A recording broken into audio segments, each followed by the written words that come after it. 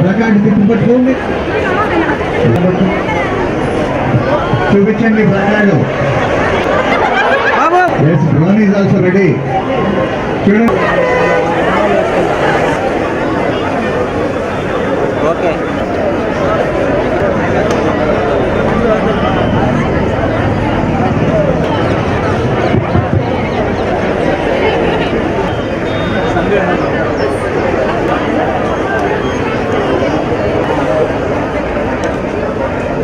Face కనపట్లేదు.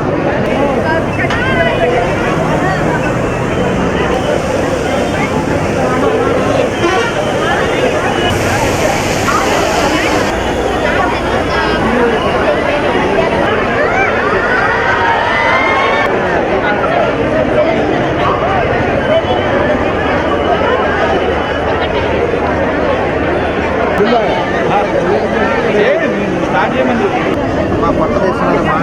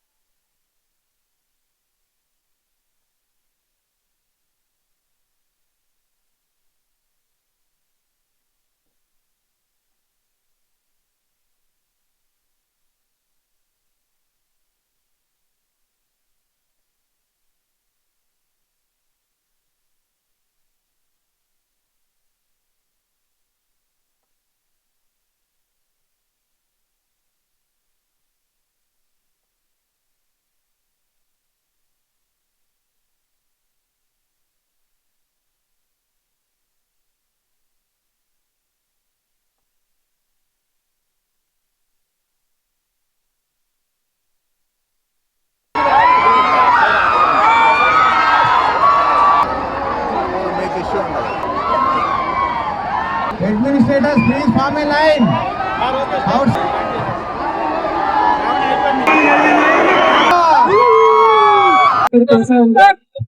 చాలా చాలా ఆనందంగా ఉంది. చూడండి lovely crowd, lovely vibe, world heart దీంట్లో చూసుకోవడం పార్టిసిపేట్ చేస్తున్నందుకు, అందరితో ఇంటరాక్ట్ అవుతున్నందుకు, తెలిసినందుకు చాలా చాలా the opportunity to walk in source and the everything. Thank you so much. Looking forward to meet you all. Thank you. Thank you, thank you very much. Thank you, thank you, thank you. Please join us for the walkathon. Please. Make issue on that.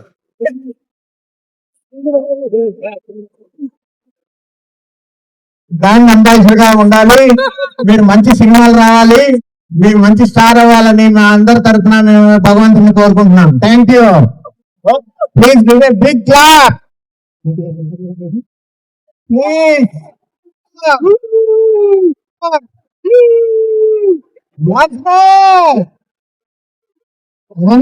మనని వదిలి వెళ్ళకూడదు. అందరికీ happy world heart day అండి.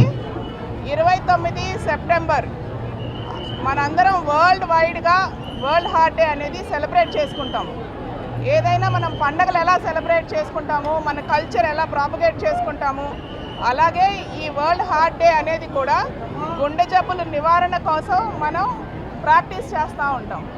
ఇందులో ముఖ్యంగా మనం చేసేది ఏంటి అంటే అవేర్నెస్ ప్రోగ్రామ్స్. ఎవరెవరికి హార్ట్ డిసీజెస్ వస్తాయి, గుండె జబ్బుల లక్షణాలు ఏమిటి, ఎలా మనం ప్రివెంట్ చేసుకోగలగాలి ఈ జబ్బులు అనే దాన్ని పబ్లిక్ అవేర్నెస్ కోసం ఇట్లాంటి ఈవెంట్స్ కండక్ట్ చేయడం జరుగుతుంది. ఈ ఇయర్ థీమ్ ఏంటి అంటే డోంట్ మిస్ ఎ బీట్. అంటే గుండె జబ్బులతో మనందరం చూస్తున్నాం, సడన్గా డెత్ అయిపోవటం, సడన్గా కుప్పకూలిపోవటం, ఇలాంటి చిన్న చిన్న పిల్లల్లో కూడా మనం చూస్తున్నాం ఈరోజు.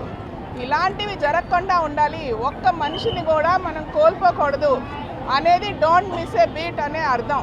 సో ఈ థీమ్ని మనం అందరూ జనాల్లోకి తీసుకెళ్ళాలి. అందరూ ఎంత సాధ్యమైనంత వరకు జబ్బు గురించి తెలుసుకోవాలి. ఎర్లీ వార్నింగ్ సైన్స్ అంటే చిన్న చిన్న సిగ్నల్స్ మన బాడీ ఇస్తూ ఉంటుంది. హార్ట్ అటాక్ రాబోయే ముందు 90% మందికి అధ్యయనాల్లో చెప్పేది ఏంటి అంటే 90% మందికి హార్ట్ అటాక్ వచ్చే ముందు కానీ సడన్ డెత్ అయిపోయే ముందు కానీ ఏదో ఒక సిగ్నల్ కనిపిస్తుంది అని. సో ఇలాంటి సిగ్నల్స్ మనం మిస్ అయిపోతే మనం ఒక ప్రాణాన్ని కోల్పోతున్నాం. ఇలాంటివి జరగకుండా ఉండాలి అంటే మనకి ఈ అవేర్నెస్ అనేది చాలా అవసరం. సో దీన్ని అందరూ గుర్తుపెట్టుకొని ఒక ముఖ్యమైన ఈవెంట్గా కన్సిడర్ చేసి మన హార్ట్ ఇచ్చే చిన్న చిన్న సిగ్నల్స్ని మనం చూసుకొని ముందుకెళ్ళాలి అనే దాంతో ఈ ఈవెంట్ కండక్ట్ చేయడం జరుగుతుంది.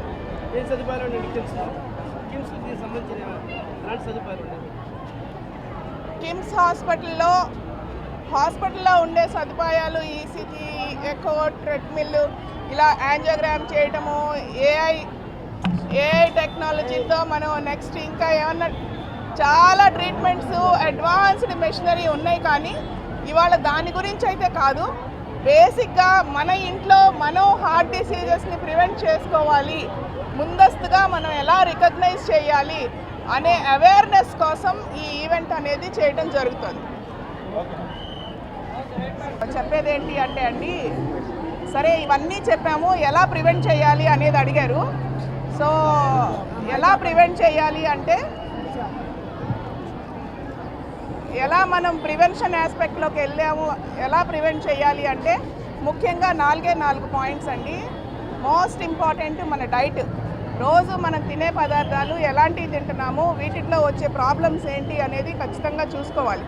ఈ ఫాస్ట్ ఫుడ్స్ కానీ, ఎక్కువ సాల్ట్, షుగరు ఉండే కంటెంట్ ఉన్న ఫుడ్ కానీ మనం తినకూడదు. రెండవది exercise. Daily exercise at least for 30 minutes. ఈ మధ్య చూస్తే ఈ వాచ్ పెట్టుకొని 1100 స్టెప్స్, 1500 స్టెప్స్, ఇట్లా స్టెప్స్ ఉన్నాయి, చేయాలి. కానీ అగ్రెసివ్గా చేయకూడదు ఏది చేసినా కూడా. ఈవెన్ ఫిజికల్ ఎక్సర్సైజ్ అయినా సరే అగ్రెసివ్ ఫిజికల్ ఎక్సర్సైజ్, ఎక్కువ వెయిట్స్ లిఫ్ట్ చేయడం ప్రాపర్ కాదు. ఇలాంటి వాటి గురించి కూడా మనకు అవగాహన ఉండాలి. Third thing, very good quality sleep. Quality sleep అంటే అందరం పడుకుంటాం, నిద్రపోతాం, కానీ ఆ డెల్టా వేవ్స్ ఉండే స్లీప్ అనేది చాలా ఇంపార్టెంట్.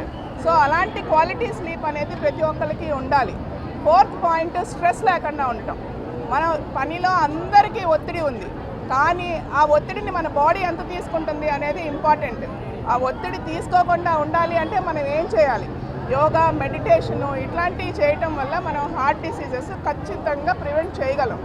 ప్రతిదీ మన చేతిలోనే ఉంది, కానీ మనం చేయడం లేదు. సో మనం ఇది చేస్తే కనుక చాలా వరకు హార్ట్ డిసీజెస్ ప్రివెంట్ చేయగలుగుతాం.